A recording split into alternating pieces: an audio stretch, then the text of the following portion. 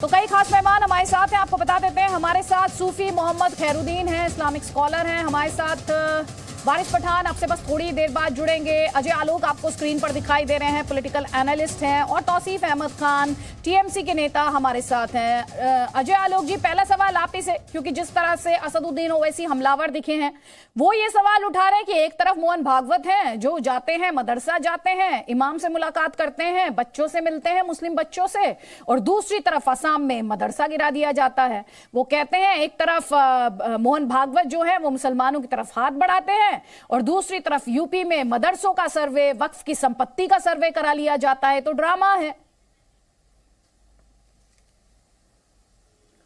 देखिए, असदुद्दीन ओवैसी कभी कभी जानबूझकर बेवकूफ़ों वाली बात करते हैं, जबकि बेवकूफ़ वो है नहीं। वो उस सेक्शन को एड्रेस करना चाहते हैं जो सेक्शन ऐसी बातों सुन के खुश होता है। इस देश में मदरसे आज से नहीं चल रहे, और इस देश के मदरसे अच्छा काम भी कर रहे हैं। हम जानते हैं एक से एक बड़ी बड़ी हस्तियां मदरसों से पढ़ के निकली। इसीलिए मोहन भागवत वैसे मदरसों में जाएंगे भी, और सब कोई जाता है, मैं भी जाता हूं, आप भी जाएंगे, किसी को जाने में कोई परहेज नहीं है। लेकिन वैसे मदरसों का टूटना भी बहुत जरूरी है जहां से आतंकी गतिविधियों का संचालन होता हो, जहां पे आईएसआईएस की गतिविधि प्रमाणिक तौर पे मिलती हो। तो ऐसी मदरसों को तोड़ना भी जरूरी है, ये जानते हैं ओवैसी। लेकिन तब भी ओवैसी ये बात जरूर बोलेंगे, क्योंकि एक सेक्शन जिसको वो एड्रेस कर रहे हैं उसको ये बात सुनने में अच्छा लगता है। इसमें कोई शक नहीं है, वो मुस्लिम लीग बी पार्ट 2 बनना चाहते हैं इस देश में। वो चाहते हैं कि मुसलमानों का एक छत्र वोट सिर्फ उनको मिले, जो उनको मिल नहीं रहा है। इसलिए उनकी छटपटाहट है ये, उनकी कड़वाहट है ये, और इसीलिए इस तरह के नफरत वाले बोल उनके निकलते रहेंगे। और उनसे ये बाकी सेकुलर दल इसलिए जलते हैं क्योंकि थोड़ा मुसलमान का जो वोट बोले जाते हैं तो उससे बाकी सेकुलर दलों को दिक्कत हो जाती है, जैसे सपा, टीएमसी, आरजेडी। इन लोग को ओवैसी से बहुत जलन है, इसलिए उनको अब बीजेपी का बी टीम बताते हैं। सच्चाई ये है कि ओवैसी ना बीजेपी के बी टीम ही ना कुछ है, वो एक इंडिपेंडेंट, बिल्कुल रिलीजियस आइडेंटिटी। उनकी पार्टी के नाम देखिए ना, क्या है, AIMIM। जिस पार्टी के नाम में मुसलमान लगा हुआ हो, वो चाहते हैं कि ये पार्टी बिल्कुल मुसलमानों की एक छत्र पार्टी बने, और 18 करोड़ मुसलमान एक छत्र एक जगह वोट करें। ये उनकी इच्छा है, जो बेचारे की पूरी नहीं हो रही है और कभी पूरी होगी भी नहीं। इसलिए इस तरह के बोल उनके निकलते रहेंगे। ठीक है, जल्दी से एक जवाब लूंगी यहां पर मैं। तौसीफ अहमद खान, आपका। असदुद्दीन ओवैसी आपके वोट बैंक में सेंध लगाते हैं, इसलिए आपको बुरे लगते हैं, यह भी अजय आलोक जी ने कहा। अगर बात वोट बैंक का ही है तो फिर ये मीठी मीठी बातें कहकर मोहन भागवत जी कह रहे हैं कि मस्जिदों के नीचे शिवलिंग ढूंढना बंद करो, तो ये कौन सा वोट बैंक को एड्रेस कर रहे हैं? ये कौन सी वोट बैंक से वोट चाहते हैं, ये भी बता दें।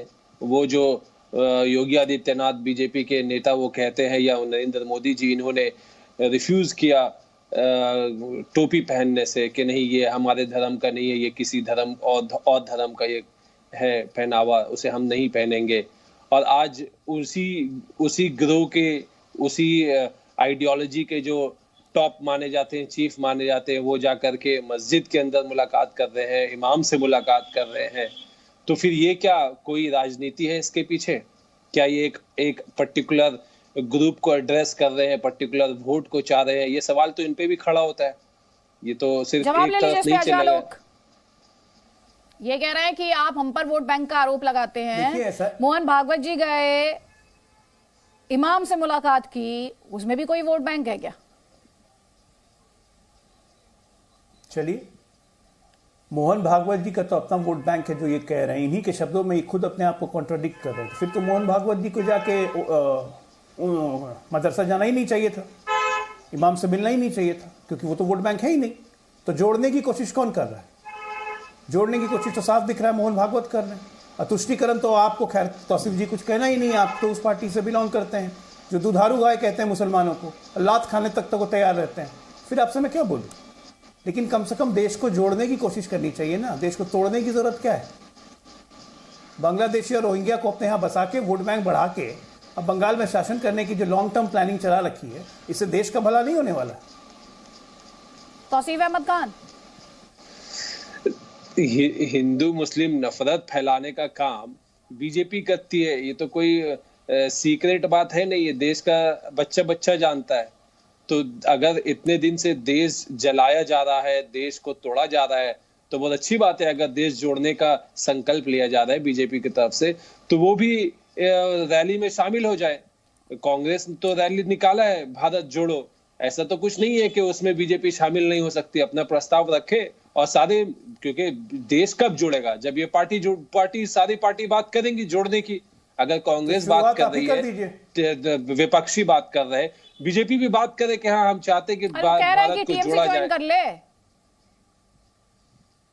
हाँ, वो तो है ही, वो तो वेलकम है। वो तो उनके रूट में बंगाल नहीं पड़ता, लेकिन अगर उनके रूट में बंगाल से भी रैली गुजरता तो वो तो वेलकम ही है। ममता बनर्जी ने रिसेंटली बोला है कि भाई जो अपोजिशन का जो फ्रंट बनेगा उसमें तो कांग्रेस शामिल रहेगी।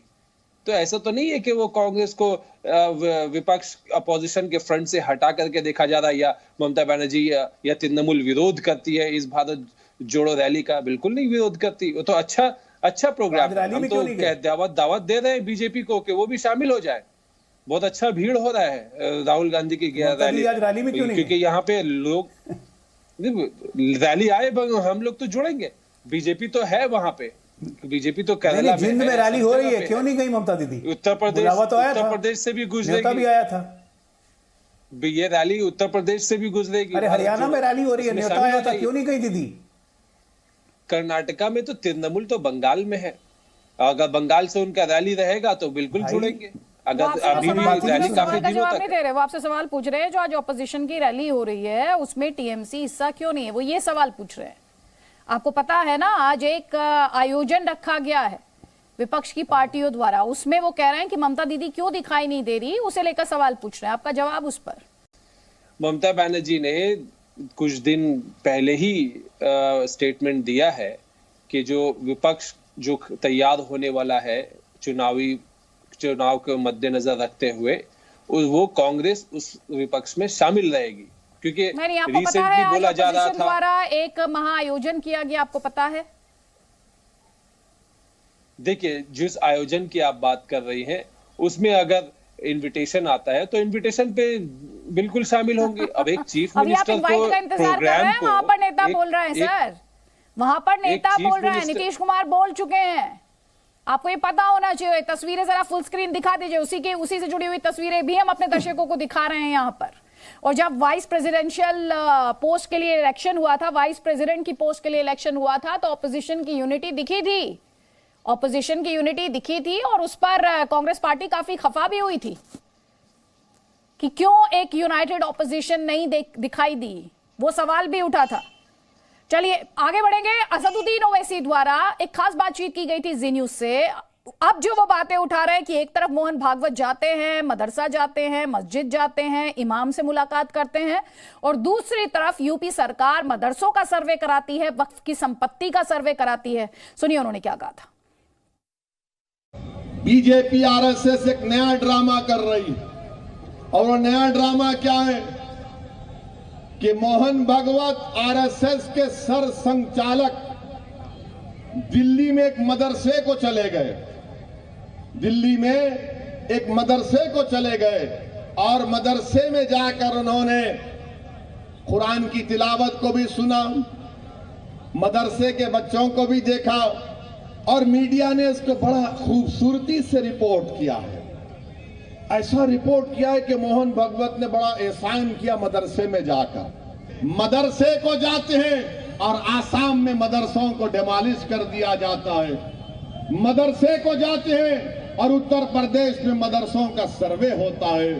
मदरसे जाकर कुरान की तिलावत सुनते हैं और उत्तर प्रदेश में वक्फ की जायदादों का सर्वे किया जा रहा है ताकि मुसलमानों की वक्फ की जायदादों को उनसे छीन लिया जाए।